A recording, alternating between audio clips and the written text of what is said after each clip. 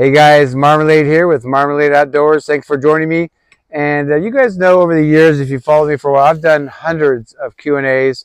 This channel started as a hiking and backpacking channel that has morphed into, I live in my SUV, hopefully going to be doing van life. So my SUV is my kind of test trial period to try out and see if I like it in a car. I feel like if I like it in my car, a van will feel like a palace. And I've done it over a year now. And I have a lot of people who have subscribed that are not interested in the hiking part, but want to know more about car life, living in your car. And I've been doing a Q&A series for backpacking, and somebody asked me on there, could I start doing one for a Q&A series for living in my car? So that's what I've done. On my channel in the community tab, I asked for questions. I'm looking for more questions, so please ask away if you have any questions about living in your car SUV. I happen to have an SUV, which is a car. So this is episode 1, just Q&A about living in your car SUV. So I've got 4 questions for you today, and again at the end, please leave some if anything, any thoughts stir up that you're thinking about. The first one is from, and oh, by the way, I'll give you credit if you ask me a question, I use it. So the first one is from Drew Moore 365. I was curious about the early struggles and hardships mentally that you overcame. How long it took for you to adjust to it. Basically, the transitioning period. I always watch your videos for that type of inspiration. So that is a very good question because for some reason I wasn't scared to start living in my car. I kind of was more worried early on about the stigma of living in my car, and I was doing it by choice to save money and also to kind of experiment to see if I liked it or not. And before a lot of people invest in very nice, big, expensive vans, and to come to find out they don't like the lifestyle. So I wanted to do it reverse and kind of be smart about it and try it out. And that's what I've done. So to answer your question, yeah, it was it was difficult in a lot of ways. Because I'm a backpacker, I'm used to living out in the wilderness. Living in my car is I'm out of the weather, out of the conditions. If it pours, it's cold, it's hot, I'm in the car. So for me, it's unusual. I think I'm an unusual nomadic person because comparatively to living in a tent in the wilderness where there's wild animals and weather and things like that, the car didn't seem that tough at all for me. I think the struggles I had at first were mostly, believe it or not, of where to park. When I thought about doing this lifestyle, I experimented once in a while before I even started it, just go out and sleep in the car. And I stopped at places like, there's rest stops and there's I forget what they call them, but commuting parking lots. So right off the freeway, there'll be a parking lot where people can all park there and all get in one car and go. Well, I parked there at night. I parked in my 24-hour gym. I parked in hotel places, and I just, before I started eyeing places when I was driving around, like, well, where could I sleep?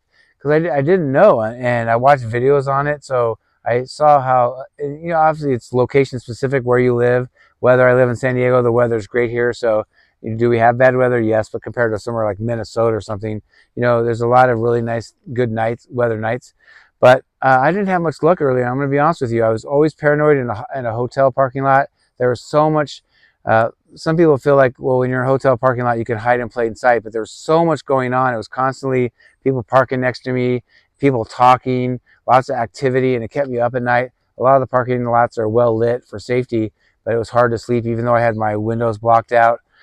Some of the hotels, I didn't realize it at first, but when you stay at the hotel, they give you a thing and you put it in your rearview mirror. You hang it there so that it shows you're staying there, and I didn't have one, and that I figured out. I never gotten the knock on the door, the dreaded knock on the door at a hotel, but it just never was a good situation for me. If I ever have to go there again, I would try it, but I would try to park at night in the darker spots where there wasn't lights or just way out, kind of not near people. But sometimes being out by yourself stands out more than just being in a group. So that was not a good spot for me. The place I told you on the side of the freeway where everybody meets, I know what they're called. I just can't think of it right now, where all the cars meet and then you take off. I parked there for a while and it worked. And then I got the dreaded knock, and then I didn't go there for a while. And then about 3 weeks later, I went there again. And I got a knock right away. So I think they're patrolling for that. And my car just stood out because I have all the windows blacked out. And I think cars that are left there overnight when people are commuting and traveling, don't have their windows blocked out. So I think it was obvious that somebody was in the car. Also, sometimes your windows fog up, which hurt me. So the gym worked out probably early on best, but after a while I got to knock 2 or 3 different times. They have a security guard that it's a gym that it's open 24 hours, so there's lots of cars coming and going. But I think the hardest thing was just the windows blacked out, and my windows sometimes fogging up.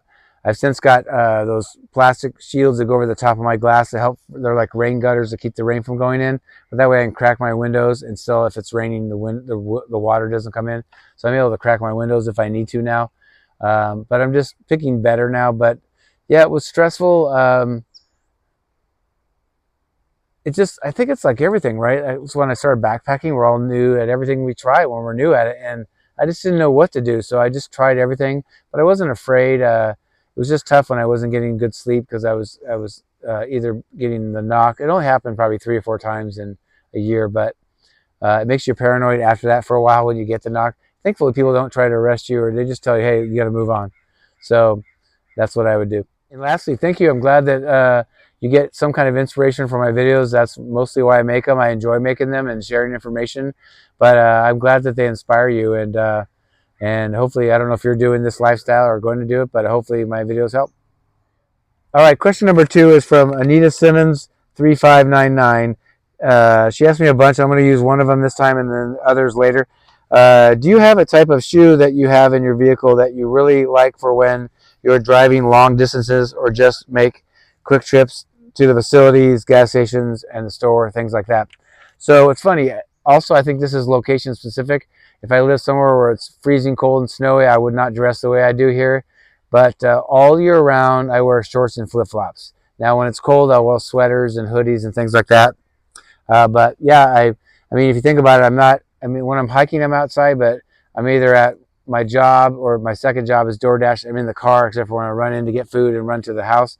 I'm mostly in the car where it's controlled temperature-wise, hot or cold. And so I mostly wear flip-flops. I'm being honest with you. I travel long distance in flip-flops. Every once in a while, if it's a really, like, let's say I go to Vegas, that's like a 5-hour drive. Sometimes I'll put tennis shoes on just to get a little more comfortable. But I'm most comfortable in flip-flops because I just wear them every day. And I think that's your answer. I think that you do have to have special shoes, though, if you are somewhere where it's snowy or freezing cold or muddy and wet, things like that. I would have specific shoes, but that's what I use. All right, number 3 is, I love this name, Surfin' Dodo. They asked, I was wondering how your mattress / memory foam pad is working for you. Is it better doubled up? Thank you. So, great question. And I do have some news on that. I did a video when I first had it. It was super comfortable. And I don't know if you remember, but you said, is it good doubled up? I bought it personally double wide. I cut it in half, and I etched it so that now I have 2 pieces. So there's one on top of the other. And that's really helped. I think I got bit by something, but yeah, so that really helped. I still like it, but I will say, how do you explain this? So there's different types. You buy those really expensive, like Tempur-Pedic mattresses. They have memory foam that goes right back, so your bed's always the same. So mine is just as poofy as when I started, but it's slowly becoming compressed. I bought a cheap kind of memory foam. It's not the really high-end stuff. I purposely just bought it cheap because I wanted to cut it in half. It's better than my air mattresses I had before that kept failing. But yeah, I can tell that when I lay on it now, it just compresses much faster. So the foam is still the same thickness when it's not being light on. But when I lay on it, it doesn't have that spring back and that cush that I had before. So I may add something to it in the long run, maybe another piece of foam or something. But yeah, so far I've really enjoyed it. I've slept pretty well overall on it. I would like it to be a little cushier, so I may have to do something about that. All right, Surfing Dodo, that was a good question. Our last question is from somebody I know that asked me a question here, but also asked me a lot of questions on my backpacking side of the channel. Richard in Japan, 4578. He asks, what makes the difference between SUV living and SUVing? So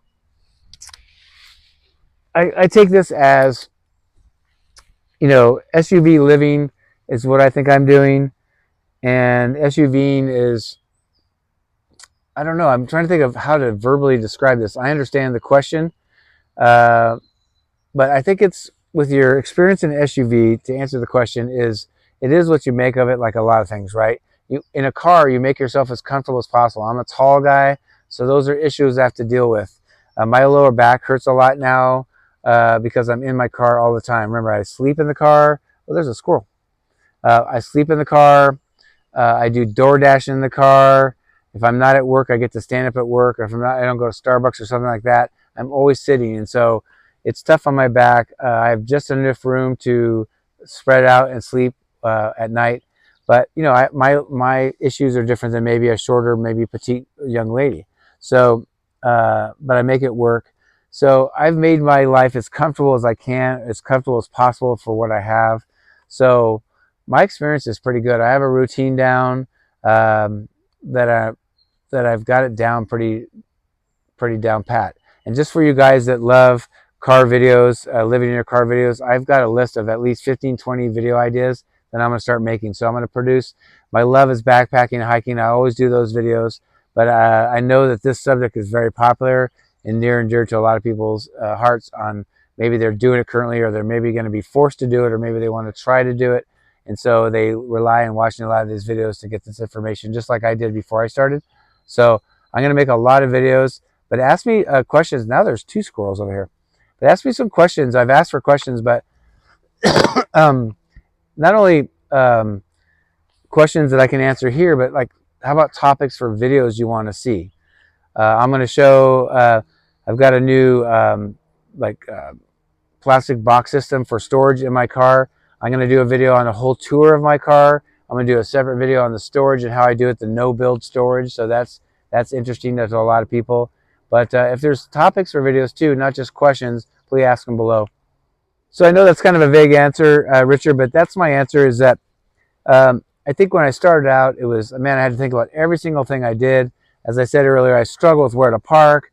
I was always super tired because I didn't get very much sleep, and I was a little bit stressed about what I should do. How do I go to the bathroom, which will be a video too, by the way. But how do I go to the bathroom when I'm living in a car, things like that. All that I had to learn. But I feel like my quality of life is much better now than it was when I first started living in a car. All right, that does it for the first episode of Living in Your Car and SUV. So as I said, again, just leave me some messages for ideas for videos or questions for a future Q&A, and if I use it, I'll give you credit. And that's about it for now, so keep this fairly short. Thanks for watching. I appreciate it. We're trying to grow our channel. We're at a little over 14,000 now. Our next goal is 20,000, so please consider subscribing. 90% plus of my subscribers, of my viewers, are not subscribers. So please consider subscribing. Hit the like button. It helps with my algorithms and pushes it out to more people, more views. And hit the notification bell in the upper right if you want to be notified every time I have a new video. And that's it. Until next time, we'll definitely see you down the road. Thanks. Bye.